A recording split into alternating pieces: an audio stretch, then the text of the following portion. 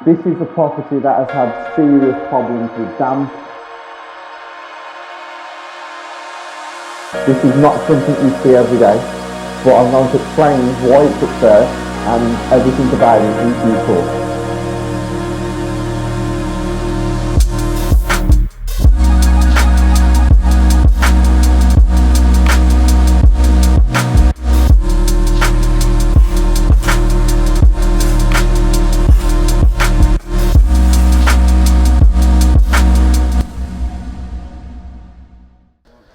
Welcome to another video, guys, from me, Stephen Hamilton, and today's video is off the cuff. It's something that wasn't planned, but we came up north to check on some of my renovations, and I've decided to do a short video on damp. Now, damp is a massive issue in a lot of houses, and I actually don't think a lot of people know how to rectify it or what to look for. So this video, I'm going to explain what damp is. I'm going to show you how to fix it, and we have a damp expert who is one of our contractors who's been doing it for a very long time, who's going to give you the rundown on how to fix, how to look, how to spot, and the costs of fixing damp. So come inside and let's get this video started.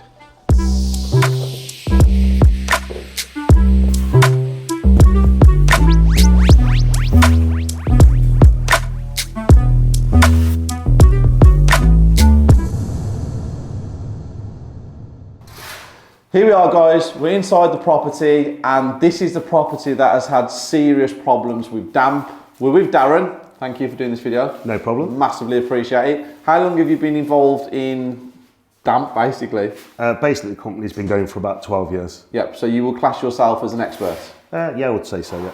Okay, so we're going to go upstairs. We're going to talk about the ones upstairs first, and then we'll come back down and we'll go through the problems that was in here and that's in there. Yeah. Okay, let's go.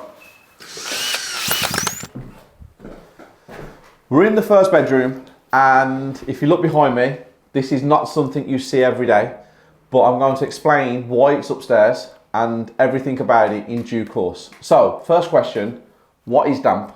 Damp basically is unwanted moisture in the property. And when does damp occur? Damp can occur for many things. Water ingress, rising damp, different varieties of damp basically. When you say water ingress, what is that in simple terms? Water ingress is water getting in from somewhere, i.e. In this case, this property is the roof. So there's been a lot of roof problems which over the years has caused water ingress in the chimneys and the walls basically. What is rising damp? Yeah, rising damp is obviously when it's coming from beneath. Yeah. It can come from the timbers, from stagnant water underneath the floor, and it rises into the plasterwork and contaminates the plaster. And is there a height on rising damp?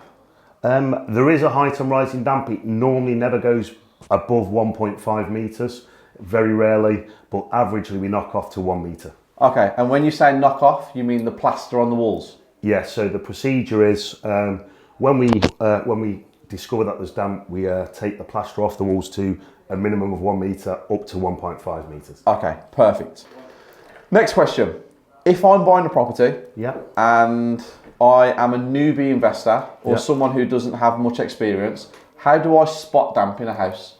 Damp isn't always easy spottable because when you tend to see it, it's really bad already. Okay. So a simple thing is just to pick up a moisture meter from a DIY store. That's if you're trying to do it yourself, not get a professional involved, a moisture meter will identify damp.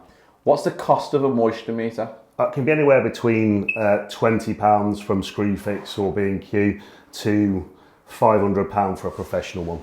Okay, and let's say that I've bought a moisture meter now. Yep. How do I use it as a newbie? Dead easy to use. It just comes with a battery. There's a little chart in there. Basically, it starts off green if the plasterwork hasn't got a lot of moisture in it. Amber is contaminated, and red is wet. Okay, perfect. And let's say that I buy the house. Yes. And in my opinion, as a newbie or someone who doesn't have much experience, I think, oh, it's only damp. I'll plaster over it or I'll paint it, and it's not treated correctly. What can be the consequences? The consequences will that it'll just come straight back through your plaster. We see it all the time. My advice is always to get a damp-proof specialist in whatever area you live in involved to get someone out to identify it correctly and treat it correctly. Okay. Now, all of this is based on newbies, because anyone who's experienced in this industry should know how to deal with it or know to call someone like you.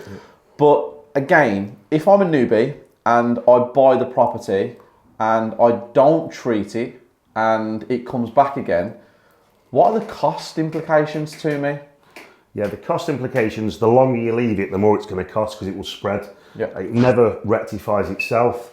So the longer you leave it, the quicker you treat it, the less area you may have to do. The longer you leave it, the more area, which obviously becomes a bigger cost. Okay, and treating it, is there a cost per square metre, or is it just based on each individual case? Some companies do it per square metre, but we don't know the construction of the house.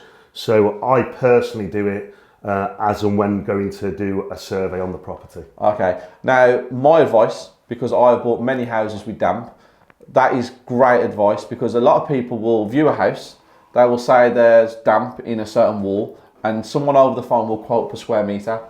I don't like that, because they don't know the severity of it without coming to the house and actually seeing it.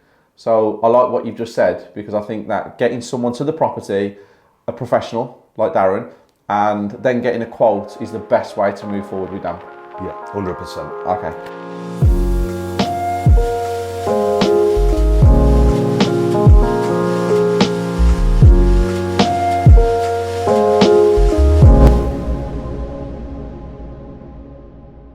Right, I've bought a property and I've bought it cash or mortgage or bridge, and I've had a survey done on it. And the survey comes back that the property's got damp and it's severe. It's the red 3 as it is in the home buyers reports. What would your advice be to me at that exact point before I parted with any money? Yeah, my advice to that would be to basically get a damp-proof specialist out.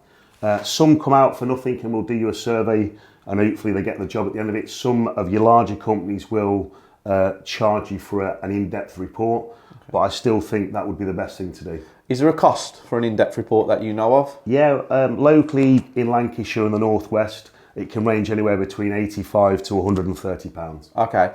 Would you advise anybody who's buying a property that sees a report that has damp on there to still go ahead and buy it without having a report done?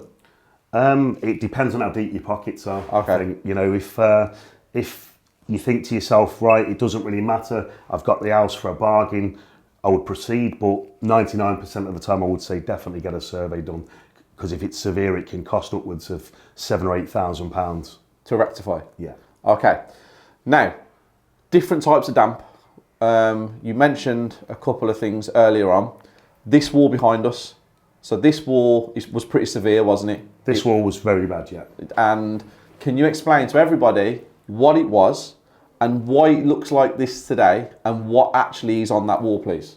Right, okay, so what's happened with this particular thing, this particular part of the house is there's been water ingress from the chimney and the gutterings and the fascias. There's been an awful lot of roof work done here. So what we've had to do is had to strip this wall back and we've had to put a 2 coat sand and cement onto it. And after we've done that, we've put a product in it called RenderGuard Gold, which is an anti-salt agent, and now this is ready for skimming. To do this wall here, so you can see it's an average size wall in a 3-bedroom house. What's the cost of that? The cost can be anywhere between £700 and £1,000. Okay, and how do you calculate that? Basically, the materials that are coming off, how easy it's going to come off, Yeah. how long it's going to take. Okay. A lot of companies do per square metre. I tend to physically come and have a look and make my calculations on the physical visit. Okay. Now, this wall has now been treated. Yeah. How long does it take to dry? So this actually can be skimmed over within a couple of days. Okay. Right, and then you can't decorate for 6 weeks. So you plaster it? You plaster it and then you can't decorate for 6 weeks. So you can't put no paint on it, you can't do anything at all? 6 weeks for paint, up to 6 months for wallpaper. Wow. Is there a reason for that? Yeah, the wallpaper, you're blocking in the moisture. Yeah. So if you put wallpaper over it, you're blocking that in. And also the chemicals that we use don't react well to the wallpaper paste. Okay. So it's a double barrel. you know, you need just to leave it as it is for 6 weeks, and then you can emulsion it and then not wallpaper it for 6 months. So, little tip for you there. So we'll start with up here, which is ingress damp. Yeah. And if you have it treated, wallpaper is 6 months, painting is 6 weeks. So take note of that, please, guys. Now we'll go downstairs and we'll discuss another type of damp. Yeah.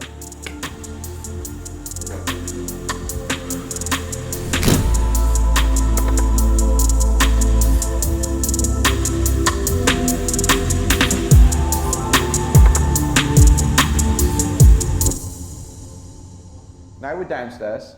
This is rising damp in the lower side of a property. Yes. And upstairs, or anything that's above, is water ingress damp. Generally, that is the Rule of thumb. Yeah. Okay. Now this property we're in here, this had rising damp. It does. And it was, where was it? So the rising damp on this property was all around the bay all around the bay, Yeah.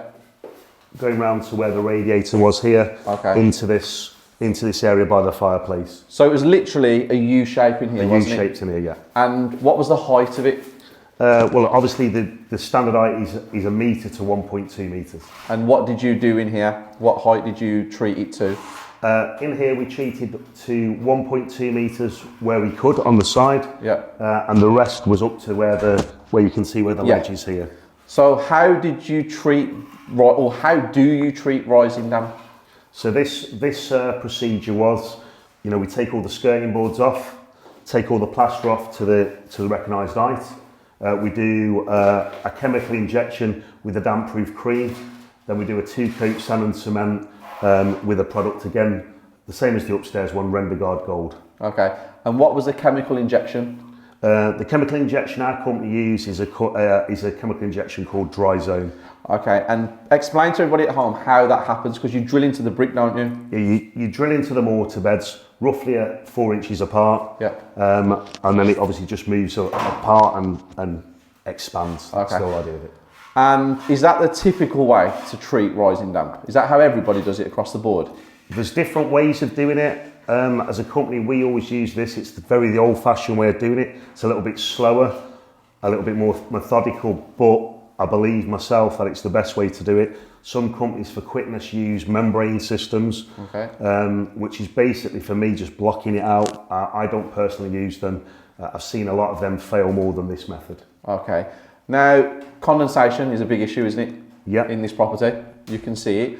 Explain the ventilation side of things with damp and what you can do to avoid having damp in your property. So a couple of other things you mentioned about upstairs. There was leaks, wasn't there, in the guttering and the fascia and stuff like that. So just give people tips on how to avoid it if they can.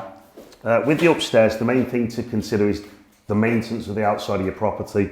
So for me, you need to make sure that your roof's always in good order, that your gutters, fascias, soffits are always in good order. Here we get a lot of kind of greenery in it because of obviously all the, you know, the kind of moisture in the air. Yeah. So you tend to like get a lot of shrubs and that growing in it. That's all because that, of seaside, isn't it? You're close to the sea and stuff like that. Yeah. Okay. So we need to make sure all that is clear all the time. So I'd always suggest if you're in a kind of area like this, that every year you have all your gutterings cleared out, Yeah. make sure all the waters are running, but just regular checks on your roofing, you know, make sure that your roofs are not leaking. Okay. That's a massive, massive contributor to damp. And what about downstairs? Heating, ventilation? Yeah, we put air bricks in where we need to do, which gives a thing called subfloor ventilation. So it's very important that you've got relevant subfloor ventilation in today's climates where everything's double glazed, centrally heated, cavity wall installed. You know that the house still needs to breathe, so you need to make sure that you've got adequate subfloor ventilation. Okay. I don't think I have any more questions, and there's nothing I can think of that will add any more value. I genuinely believe that this video is going to help so many people. I don't even think you understand, because this is your day-to-day job. People outside have no idea about stuff like this. So thank you very much for your time. Yeah, no problem. Thank you. Massively appreciate it. I hope you guys have got a lot of knowledge from this video, and what a great video. Thank you.